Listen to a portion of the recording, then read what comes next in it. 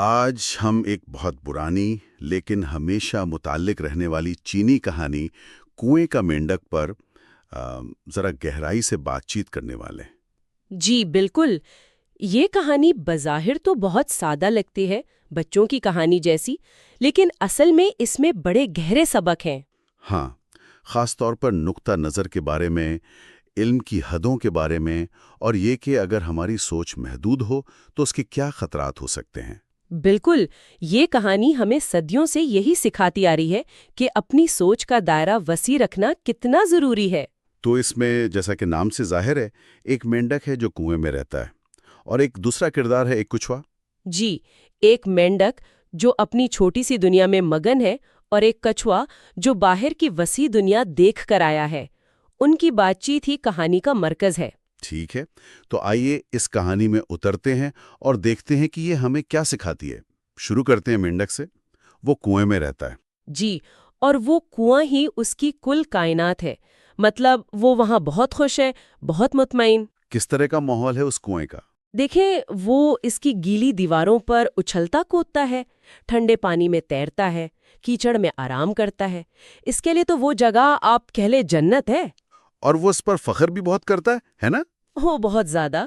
وہ اپنے ساتھیوں کو جو وہاں چھوٹی مچھلیاں ہیں، کیڑے مکوڑے ہیں، ان سب کو بتاتا پھرتا ہے کہ دیکھو میری دنیا۔ کیا کہتا ہے وہ؟ یہی کہ اس سے بہتر، اس سے شاندار جگہ کوئی ہو ہی نہیں سکتی۔ اور وہ بیچارے کیا جواب دیتے ہوں گے؟ انہوں نے بھی تو باہر کچھ نہیں دیکھا ہوتا۔ بالکل، یہ بہت اہم نکتہ ہے۔ مینڈک کا جو یہ یقین ہے، جو یہ غرور ہے، وہ اس کے اپنے محدود تجربے کی وجہ سے ہے۔ اچھا۔ اس نے کبھی کچھ اور دیکھا ہی نہیں، تو وہ تصور بھی نہیں کر سکتا کہ اس کنویں سے باہر یا اس سے بہتر کچھ ہو سکتا ہے۔ یہ ایک طرح سے محدود عالمی نظریہ ہے۔ آپ کی حقیقت بس وہی ہے جو آپ کے آس پاس ہے۔ تو یہ جو اس کا اعتماد ہے، یہ اصل میں لا علمی پر مبنی ہے۔ بالکل، یہ تو کلاسک مثال ہے جسے ہم نفسیات میں ڈننگ کروگر ایفیکٹ سے تھوڑا ملا سکتے ہیں۔ اچھا؟ وہ کیا ہے؟ وہ یہ کہ جو لوگ کم جانتے ہیں یا جن کا تجربہ کم ہوتا ہے، وہ اکثر اپنی قابلیت یا اپنی سمجھ کو بہت بڑا چڑھا کر دیکھتے ہیں۔ کیوں؟ کیونکہ انہیں اندازہ ہی نہیں ہوتا کہ وہ کتنا کچھ نہیں جانتے۔ دلچسپ بات ہے۔ تو مینڈک اپنے کنویں کا ماہر تھا اور وہ سمجھ رہا تھا کہ وہ پوری دنیا کا ماہر ہے۔ بالکل ایسا ہی ہے۔ وہ اپنی چھوٹی سی دنیا میں سب سے بہتر تھا، تو اس نے مان لیا کہ وہ ہر لحاظ سے بہترین ہے۔ یہ تو آج بھی ہمیں بہت نظر آتا ہے، الگ الگ شکلوں میں۔ خیر، جی، کہانی میں پھر ایک اہم موڑ آتا ہے۔ ایک کچھوا وہاں آتا ہے۔ ہاں، مشرقی سمندر سے ایک بڑا کچھوا سفر کرتا ہوا اتفاقاً اس کنویں کے پاس پہنچ جاتا ہے۔ اور یہ ملاقات سب کچھ بدل دیتی ہے۔ تو مینڈک کیا کرتا ہے؟ وہ تو اپنے غرور میں ہوگا۔ بالکل، وہ بڑے فخر سے کچھوے کو اپنی سلطنت میں، اپنے کنویں میں خوش آمدید کہتا ہے، اپنی بڑائی بیان کرتا ہے کہ میں کیسے اچھلتا ہوں، کیسے غوطے لگاتا ہوں، کیسے کیچڑ میں مزے کرتا ہوں۔ اور پھر وہ کچھوے سے پوچھتا ہے وہی سوال۔ ہاں، کہ کیا تم نے کبھی ایسی شاندار جگہ دیکھی ہے؟ بھلا میری جیسی خوشی اور اطمینان کسی کو نصیب ہوگا؟ وہ اب بھی یہی سمجھ رہا ہے کہ اس کا کنواں ہی معیار ہے۔ کچھوے کا کیا رد عمل ہوتا ہے؟ وہ تو سمندر سے آیا تھا۔ کچھوا جو ظاہر ہے بہت دنیا دیکھ چکا تھا، وہ مینڈک کی باتیں سن کر بس مسکرا دیتا ہے۔ وہ بیچارہ کوشش کرتا ہے کنویں میں اترنے کی، لیکن وہ اتنا بڑا ہوتا ہے کہ اس کا بایاں پاؤں ہی اندر جاتا ہے تو دایاں پھنس جاتا ہے۔ اوہو۔ تو وہ پیچھے ہٹ جاتا ہے، اور پھر وہ مینڈک کو بتانا شروع کرتا ہے سمندر کے بارے میں۔ ہاں، یہ حصہ بہت اہم ہے۔ کیا بتاتا ہے وہ؟ وہ پہلے پوچھتا ہے، تم نے سمندر دیکھا ہے؟ مینڈک تو حیران، سمندر وہ کیا ہوتا ہے؟ اسے تو پتہ ہی نہیں۔ بالکل نہیں۔ تو کچھوا بتاتا ہے، سمندر وہ ہزاروں میل چوڑا ہے، اتنا گہرا کہ اس کی تہہ کا اندازہ لگانا بھی مشکل ہے۔ ہزاروں میل؟ جی، اور پھر وہ اس کی ایک اور خاصیت بتاتا ہے۔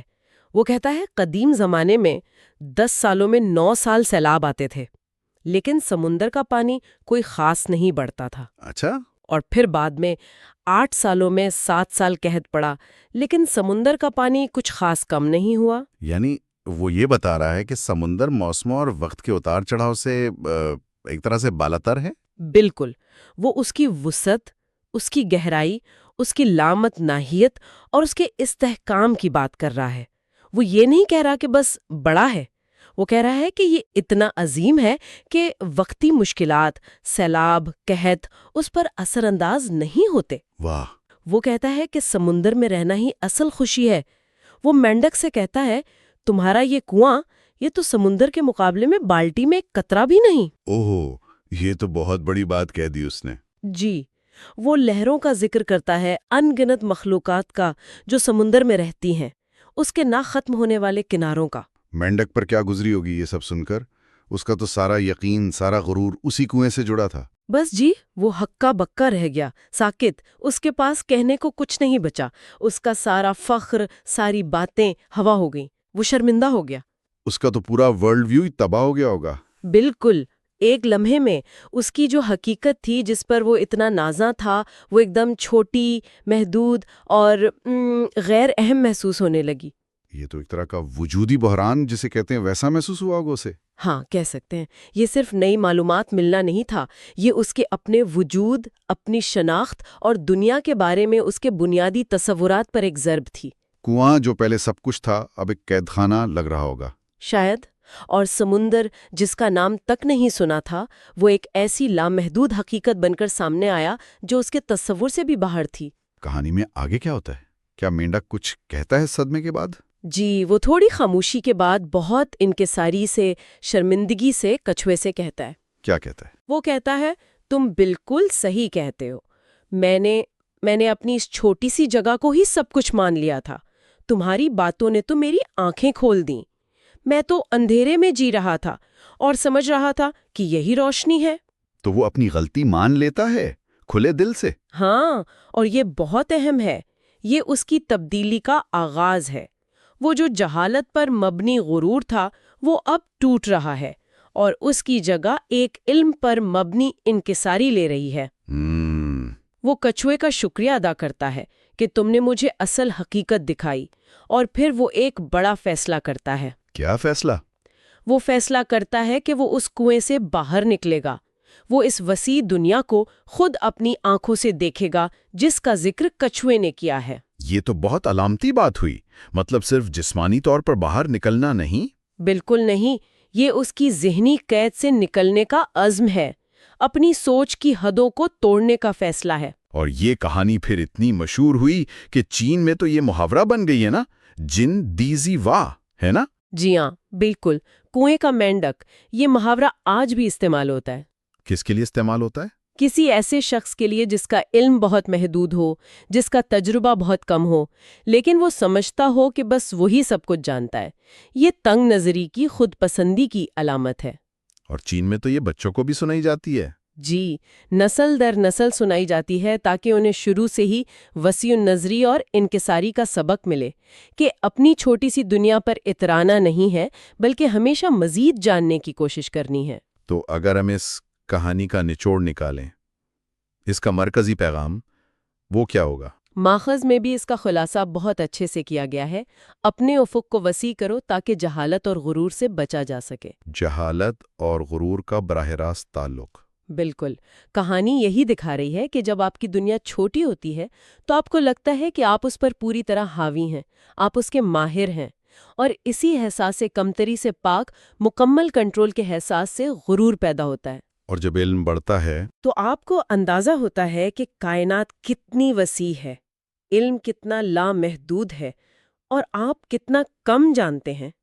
یہ احساس آپ کو خاکسار بناتا ہے، انکسار سکھاتا ہے۔ لیکن یہاں ایک سوال ہے، کیا ہر محدود ماحول لازمی طور پر غرور ہی پیدا کرتا ہے؟ کیا ایسا نہیں ہو سکتا کہ کوئی اپنی چھوٹی سی دنیا میں خوش ہو، مطمئن ہو، لیکن مغرور نہ ہو؟ بہت اچھا سوال ہے۔ شاید غرور ہمیشہ وہ کھلم کھلا تکبر نہ ہو جو مینڈک میں تھا۔ یہ ایک طرح کا سبٹل اطمینان بھی ہو سکتا ہے، ایک ایسی خود کفازت کا احساس جو آپ کو مزید سوال کرنے، مزید جاننے یا باہر جھانکنے سے روک دے۔ اچھا، مینڈک بھی تو بظاہر خوش تھا۔ مسئلہ اس کی خوشی نہیں تھی، مسئلہ یہ تھا کہ اس کی خوشی لا علمی پر مبنی تھی، اور اس نے مان لیا تھا کہ اس سے آگے کچھ ہے ہی نہیں۔ کہانی یہ نہیں کہہ رہی کہ کنویں میں رہنا برا ہے، بلکہ یہ کہ کنویں کو ہی سب کچھ سمجھ لینا اور باہر کی حقیقت سے آنکھیں موند لینا، یہ ذہنی نشوونما کے لیے مہلک ہے۔ تو اصل مسئلہ وہ محدود ماحول نہیں بلکہ اس کو حتمی سمجھنے والا رویہ ہے، دا مائنڈ سیٹ۔ ایگزیکٹلی، بالکل۔ اور یہیں سے یہ کہانی آج کے دور سے جڑ جاتی ہے۔ آج ہمارے کنویں شاید اینٹوں کے نہ ہوں، ہاں، لیکن ہمارے ذہنی کنویں، ہمارے معلوماتی کنویں وہ بہت ہیں۔ مثلا آپ سوشل میڈیا کو دیکھ لیں، وہ جو ایکو چیمبرز بن جاتے ہیں جہاں ہمیں صرف وہی آوازیں سنائی دیتی ہیں جو ہماری اپنی سوچ سے ملتی جلتی ہیں۔ صحیح، فلٹر ببلز بھی۔ جی، فلٹر ببلز۔ یا پھر آپ دیکھیں، آج کل اتنی زیادہ اسپیشلائزیشن ہو گئی ہے، ہم اپنے اپنے شعبے کے ماہر تو بن جاتے ہیں لیکن باقی دنیا سے، دوسرے علم کے شعبوں سے بالکل ناواقف رہ جاتے ہیں۔ یہ بھی تو ایک طرح کا کنواں ہے۔ یہ تو آپ نے بڑی گہری بات کہہ دی۔ مطلب ہم سبھی کسی نہ کسی طرح اپنے اپنے کنووں میں رہ رہے ہوتے ہیں۔ کافی حد تک۔ شاید ہم سب کی ایک اپنی حقیقت ہوتی ہے نا، جو ہمارے تجربات، ہماری تعلیم، ہمارے ماحول، ہمیں کہاں سے معلومات مل رہی ہیں، ان سب سے مل کر بنتی ہے۔ ٹھیک۔ چیلنج یہ ہے کہ ہم اس بات سے آگاہ رہیں کہ یہ ہماری حقیقت ہے، یہ پوری کائنات کی واحد حقیقت نہیں، اور یہ کہ ہمارے اس کنویں سے باہر بھی بہت کچھ ہے جسے جاننا، سمجھنا، کم از کم اس کے وجود کو تسلیم کرنا ضروری ہے۔ تو اس لحاظ سے کچھوے کا کردار بہت اہم ہو جاتا ہے۔ وہ باہر سے آتا ہے ایک بالکل نیا زاویہ نظر لے کر۔ کیا یہ ضروری ہے کہ ہمیشہ کوئی باہر والا ہی آ کر ہمیں جھنجھوڑے؟ ہمیشہ تو شاید نہیں، لیکن اکثر ایسا ہی ہوتا ہے۔ ہمیں ایک بیرونی محرک کی ضرورت پڑتی ہے جو ہمارے جمود کو توڑے، ہمارے پہلے سے قائم نظریات کو چیلنج کرے۔ وہ کوئی شخص ہو سکتا ہے۔ کوئی شخص، کوئی کتاب، کوئی فلم، کوئی سفر، کوئی بڑا واقعہ زندگی میں، کچھ بھی ہو سکتا ہے۔ لیکن اگر ہم خود کوشش کریں، خود آگاہی پیدا کریں، تنقیدی نظر سے چیزوں کو دیکھیں، تو ہم خود بھی اپنے کنویں کی دیواروں کو پہچان سکتے ہیں۔ کیسے؟ سوال پوچھ کر، ایسے سوال جو ہم عام طور پر نہیں پوچھتے، مختلف نقطۂ نظر تلاش کر کے، ان لوگوں کی بات سن کر جو ہم سے بالکل مختلف سوچتے ہیں، بغیر دفاعی ہوئے۔ یہ سب طریقے ہیں اپنے ذہنی افق کو، اپنے کنویں کو وسیع کرنے کے۔ مینڈک نے جو فیصلہ کیا تھا کنویں سے باہر نکلنے کا، یہ آسان نہیں رہا ہوگا۔ اپنی محفوظ جانی پہچانی دنیا چھوڑ کر ایک نامعلوم، غیر یقینی مستقبل میں قدم رکھنا۔ بالکل نہیں، یہ ہمت کا کام تھا۔ یہ تبدیلی کی قیمت ہے۔ وہ جو آرام دہ لا علمی ہوتی ہے نا، کمفرٹیبل اگنورینس، اسے چھوڑنا پڑتا ہے اور اس علم کو اپنانا پڑتا ہے جو شاید آپ کو چیلنج کرے، آپ کو بے چین کرے۔ لیکن کہانی کا پیغام یہی ہے کہ یہ قیمت ادا کرنا ورتھ وائل ہے۔ جی بالکل، کیونکہ حقیقی ترقی، حقیقی سمجھ، وہ اسی نامعلوم میں قدم رکھنے سے، اپنے کمفرٹ زون سے باہر نکلنے سے ہی ملتی ہے۔ اس کہانی کی سادگی میں واقعی بڑی حکمت پوشیدہ ہے۔ یہ صرف زیادہ جاننے کے بارے میں نہیں بلکہ اس علم کے ساتھ جو رویہ آنا چاہیے، انکساری، کھلا ذہن، لچک، اس کے بارے میں بھی ہے۔ صحیح۔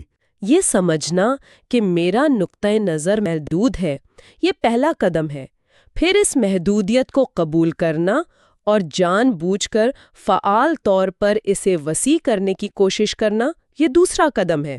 مینڈک نے پہلا قدم اٹھایا جب وہ شرمندہ ہوا، اور دوسرا جب اس نے باہر نکلنے کا فیصلہ کیا۔ تو یہ جو سبق ہے، کیا یہ صرف ایک فرد کے لیے ہے یا یہ معاشروں اور قوموں پر بھی لاگو ہوتا ہے؟ میرے خیال میں تو یہ ہر سطح پر لاگو ہوتا ہے۔ جیسے ایک فرد اپنے ذہنی کنویں میں قید ہو سکتا ہے، ویسے ہی پورے کے پورے معاشرے، پوری ثقافتیں بھی تو اپنے اپنے کنویں میں بند ہو سکتی ہیں۔ کیسے؟ وہ سمجھنے لگتی ہیں کہ بس ہمارا ہی طریقہ صحیح ہے، ہماری ہی اقدار برتر ہے، باقی سب غلط ہیں یا کمتر ہیں۔ دوسری ثقافتوں، دوسرے نظریات کو شک کی نگاہ سے دیکھنا، ان سے سیکھنے سے انکار کرنا، یہ بھی تو کنویں کا مینڈک بننا ہی ہے۔ خاص طور پر آج کل جب دنیا اتنی جڑ گئی ہے، گلوبلائزیشن کا دور ہے۔ بالکل، آج تو مختلف کنووں کے درمیان بات چیت، ایک دوسرے کو سمجھنا، یہ پہلے سے کہیں زیادہ ضروری ہو گیا ہے۔ کچھوے کا کردار آج ہمیں یہی سکھاتا ہے۔ بین الاقوامی تعلقات ہوں، کثیر و ثقافتی معاشرے ہوں یا علم کا تبادلہ ہو، ہمیں ایک دوسرے سے سیکھنے کے لیے تیار رہنا چاہیے۔ واقعی یہ ایک لازوال کہانی ہے۔ کردار سادہ ہیں، منظر کشی واضح ہے، لیکن پیغام وہ ہر دور کے لیے، ہر انسان کے لیے ریلیونٹ ہے۔ جی ہاں، اور ایک اور بات جو مجھے اچھی لگتی ہے وہ اس کا اختتام ہے۔ مینڈک مایوس ہو کر، شرمندہ ہو کر وہیں بیٹھ نہیں جاتا، ہاں، وہ فیصلہ کرتا ہے۔ وہ تبدیلی کے لیے قدم اٹھانے کا فیصلہ کرتا ہے۔ یہ امید کی علامت ہے کہ انسان میں یہ صلاحیت ہے کہ وہ سیکھ سکتا ہے، بدل سکتا ہے، اپنی سوچ کو وسیع کر سکتا ہے، چاہے وہ شروع میں کتنا ہی محدود کیوں نہ ہو۔ تو جب ہم اس گفتگو کو سمیٹ رہے ہیں، ایک آخری خیال جو شاید سننے والوں کے لیے بھی سوچنے کا باعث بنے۔ جی؟ دیکھیں، مینڈک کو تو جسمانی طور پر کنویں سے باہر نکلنا پڑا اپنی دنیا کو وسیع کرنے کے لیے، ٹھیک؟ جی۔ آج کی دنیا میں یہ جو ڈیجیٹل دور ہے، جہاں معلومات کا سمندر ہماری انگلیوں پر ہے، وہاں ہم اپنے ذہنی کنووں کی دیواریں کیسے توڑ سکتے ہیں؟ بہت اہم سوال ہے۔ وہ کون سے نئے قسم کے کنویں ہو سکتے ہیں؟ جیسے آپ نے کہا، الگورتھم والے نیوز فیڈز یا خاص آن لائن گروپس، یا شاید ہماری اپنی نوکری یا مہارت کا بہت تنگ دائرہ جو ہمیں پتہ بھی نہیں چلتا اور وہ ہماری سمجھ کو محدود کر رہے ہوتے ہیں۔ جی۔ اور ان کو پہچان کر ان سے باہر دیکھنے کے لیے آج کے دور کے کچھوے ہمیں کہاں سے ملیں گے؟ یا شاید ہمیں خود ہی دوسروں کے لیے وہ کچھوا بننا پڑے گا؟